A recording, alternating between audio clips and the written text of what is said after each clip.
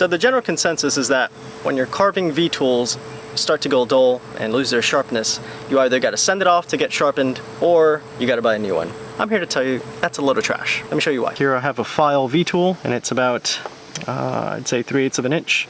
And this is a flex cut V-tool, about 1/4 of an inch. Pretty much the same profiles, except that this one's obviously larger. So we have different sharpening stones right here. They're all DMT, so Diamond Machine Technologies, and they're all diamond stones. Obviously, a little bit different profiles. So this one has that interrupted pattern.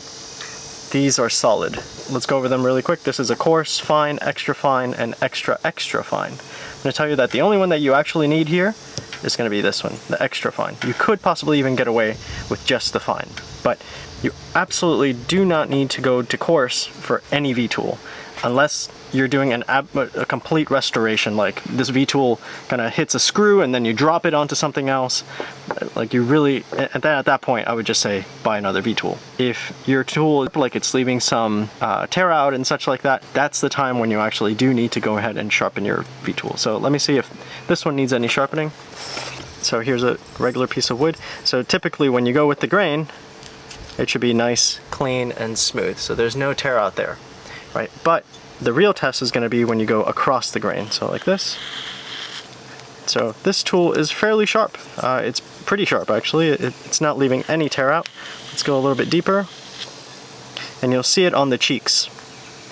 You'll see, so these tools, when they're so sharp, they almost burnish the wood, meaning that they almost give it like a smooth finish. And that's what we want. That's what we want these tools to do. Let's see if this one needs any sharpening. Don't worry, we're still gonna sharpen it even if it doesn't need it. So let's do that test where we go with the grain. Yep, no problem there.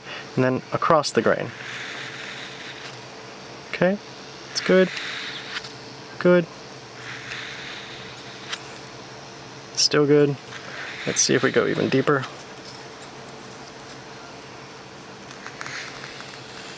Okay, so this tool is very sharp, but I will tell you that I have resharpened this one myself. Let's go ahead and show you how to sharpen these guys. Okay, so I'm only going to be using the extra, extra fine, and this, let's see if it tells us the grit on here. So it says 1200 grit. You should not go by that number. You should go by the number of microns. So the reason is that a 1200 grit mesh here is not equivalent to 1200 grit sandpaper. Long story short, 9 micron, that's going to be for your honing and maybe even your polishing medium. So I need this stone to not move around. Right now it's very slippery, so what I use is poster putty. I break it up into 4 little pieces and I just put them at the corners. Like that. And please remember guys that if you are using these diamond stones, they do need to be broken in. It doesn't take long, maybe like 30-60 seconds per stone. You just need to get rid of the loose diamonds they're not properly embedded into the plate. Okay, so all I do is put my plate down, push it down, and there. Now it doesn't move around very much. I use a little bit of water, so I have a little squirt bottle here, not oil. You could use oil. The manufacturer does not recommend using oil. I've used oil for some of my larger chisels, and I find that it picks up the swarf very easily. Okay, and the swarf is just the stuff that's left from sharpening, so the residue. So V-tool. V-tool is 2 chisels joined down in the middle, right? So if you've ever sharpened a chisel, you know that all you need to do is kind of go back and forth at the honing angle. I'm going to tell you not to get your head wrapped around that stuff. One thing that I have seen is folks taking these tools down to an extra coarse grit. You absolutely do not need to do that. You're just completely ruining this tool. You're going to put in some scratch marks that are going to take ages to get out. You only need to get to extra fine, maybe even just fine, right? And these tools come super polished from the factory, right? When I bought this tool, it was super sharp, highly polished edge. You're probably never going to get to that same polished edge after you do this. But as you saw, the tool still cuts super sharp, right? It cuts perfectly fine. And then you're going to have the benefit that now you know how to do this and you don't need to send it off and wait ages. Let's go ahead and sharpen this guy. With all sharpening, if you don't get a burr, you're not doing anything, right? You're just kind of going onto the surface and polishing it, essentially. That's not what we want. We want to get to the edge. So what I mean by the edge is, right, we want to get to the very tip of that blade right there. And as you can see right here, I do have the difference in striations, right? So you see a super polished piece right here, and then it gets a little bit fuzzy, and that's the piece that I started to sharpen. And I'm going to tell you that it doesn't need to be a perfect angle, right? I'm doing this by hand, and it works perfectly fine, right? You are going to have some rounding of the bevel. That's acceptable, right? Even for like woodworking chisels, like timber framing chisels. Guys, I timber frame. I sharpen my own chisels by hand. That bevel does round over, and I'll tell you what, it works perfectly fine. I'm able to take super fine shavings. Please take the evidence of my carvings as proof that this stuff works. Enough talking. So let's go ahead and sharpen this guy. So right here, put the chisel down, get a little bit of that water, and just you'll start to hear it when you're not touching the bevel and kind of giving it that secondary bevel. And that's essentially what we want to do. So right here, just short strokes. It doesn't need very much. All right, let's see. So you could use these diamond stones dry, or you could put a little bit of water in them. Let's go ahead and do it dry. So right here, I can see that I left some new markings on there. Let's see if you can see it with the magnifying glass. Yeah, you can see that new scratch on there. And that's exactly what I want to do. But now I want to get that scratch all the way across. With this extra fine plate, you're probably not going to see the burr, right? So you got to rely on that discoloration of that edge. So right here, okay, I have a little bit more to go. I think that might be good. Let's see.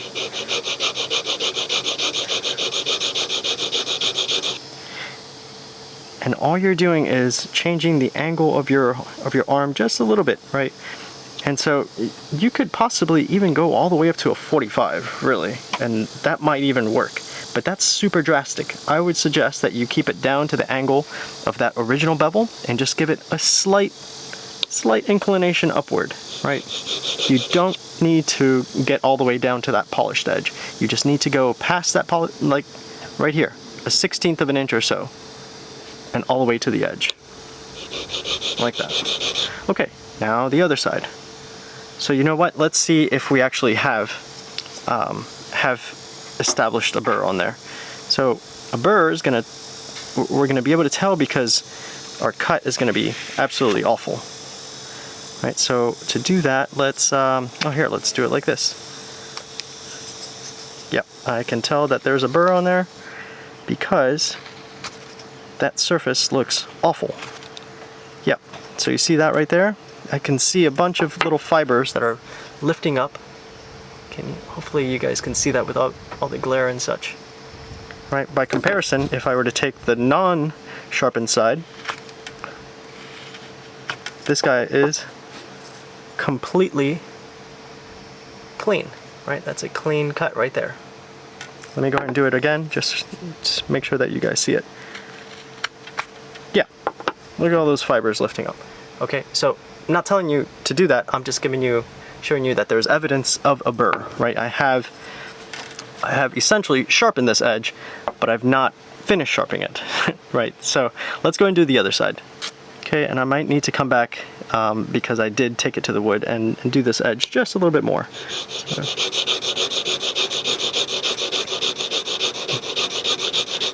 Okay, good. So that should be all right. So now let's do the other side. So one side is easier than the other because you can see it. This one is on the opposite side of myself, so it's hard for me to see. Unless you're left-handed, then this side might be easier for you. Okay, let's do a little bit more.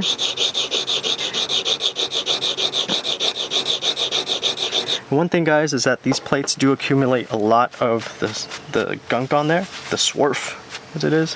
So you have to wipe it down occasionally. Okay, good. So now we did both chisels, right? Trust me that there is a burr on that side. Now we need to get that very little tip at the bottom. So this is super easy. Start on that angle that you were doing over here and slowly rotate the chisel. Right, like that. Doesn't need to be a lot.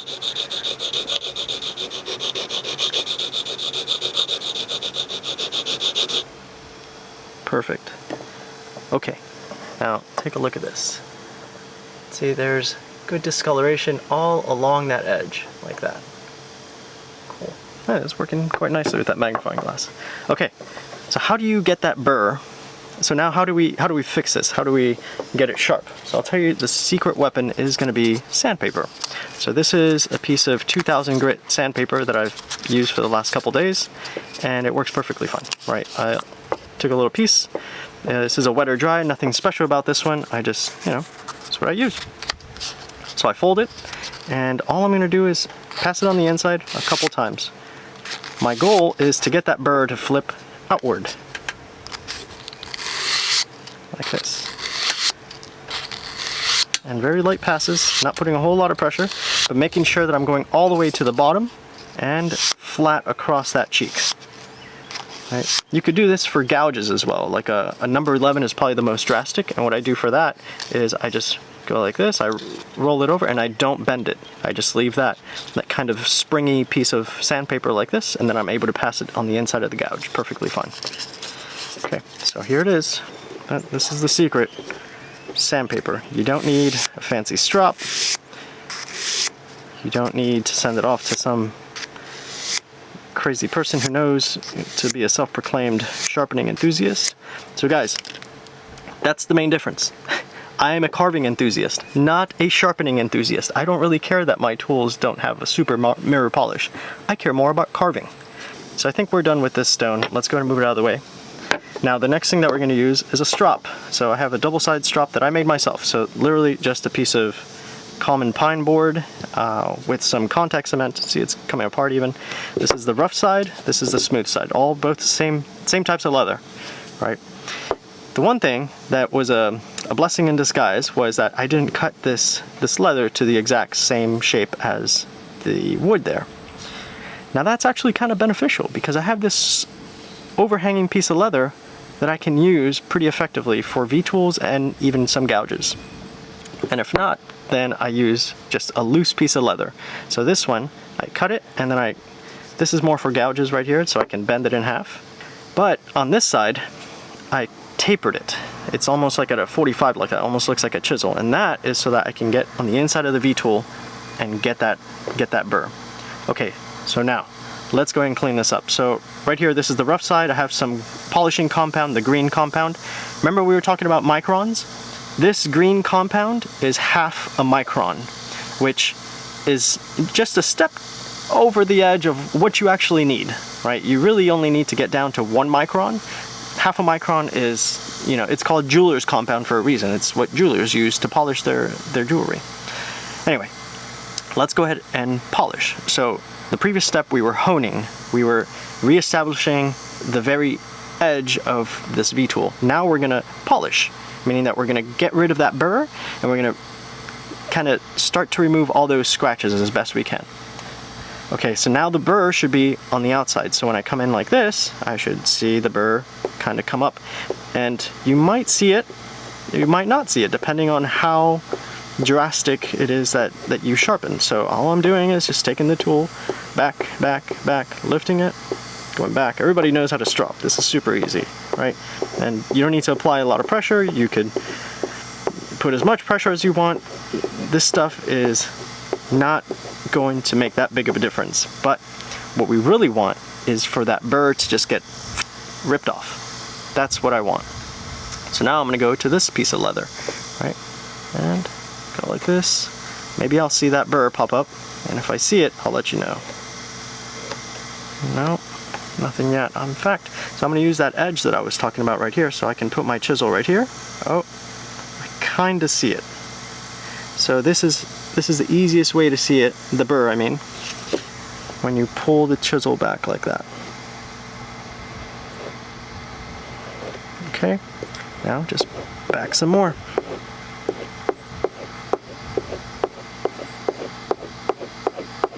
Okay. Now if you see the burr, it's much easier to know when you're done. So I'm going to go to the part to the side that doesn't have any compound, and I'm going to see if I can still see that burr. Because So you'll know that you're done when the burr is gone.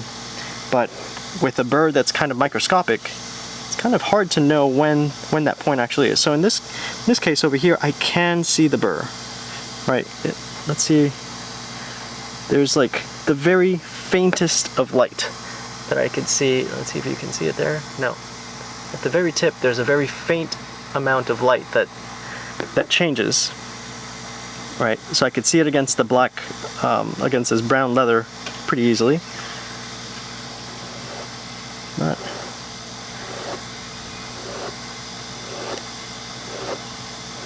let's see. Okay, do some more.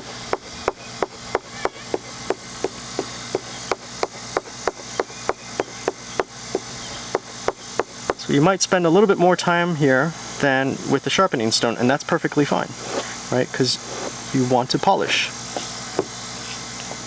right? And you want to polish to a point where your tool is going to be usable. So one thing that I'm also looking for are any striations in the leather.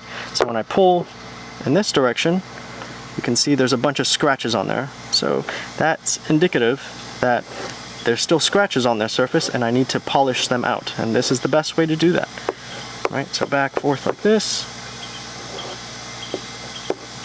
So it could be that the burr is still there. Let's go back to this side. Or it could be that the surface is damaged somehow.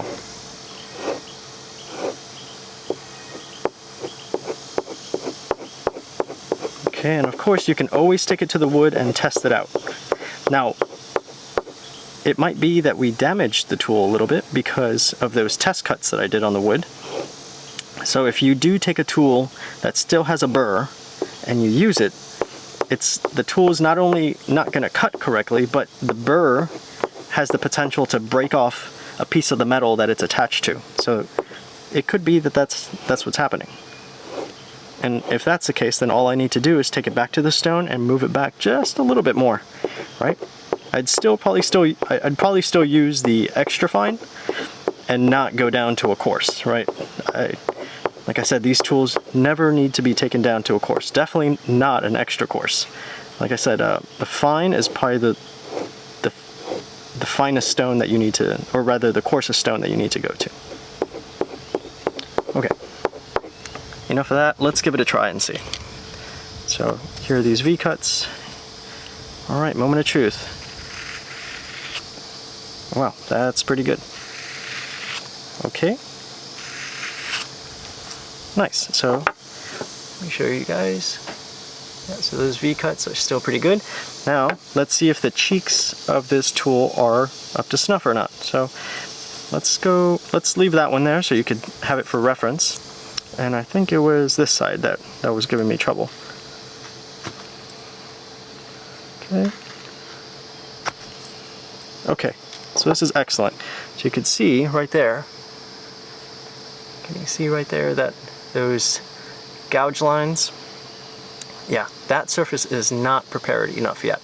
But, like I said, that's probably because of how I may have potentially damaged it by trying to cut it when there was still a burr on there. So that's fine. I'm gonna go back to sandpaper.